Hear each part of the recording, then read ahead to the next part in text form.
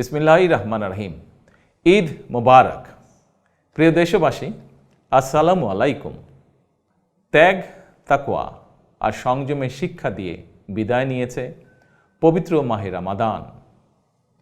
মাসব্যাপী সিয়াম সাধনার পর মুসলিম উম্মার বিশ্বজনীন ঐক্য, সংহতি, সহমর্মিতা এবং অনাবিল আনন্দের বার্তা নিয়ে এলো পবিত্র ঈদ উল ফিতর। প্রতিটি ঘরে, প্রতিটি পরিবারে ঈদ আনন্দ পৌঁছে যাক সকলের তরে। আসুন আমরা রমাদানের আদর্শে উদ্বুদ্ধ হয়ে একে অপরের সঙ্গে পবিত্র ঈদ আনন্দ ভাগাভাগি করে নেই। ঈদ উল ফিতর উপলক্ষে আমি প্রিয় দেশবাসীকে জানাই পবিত্র ঈদ উল ফিতরের শুভেচ্ছা।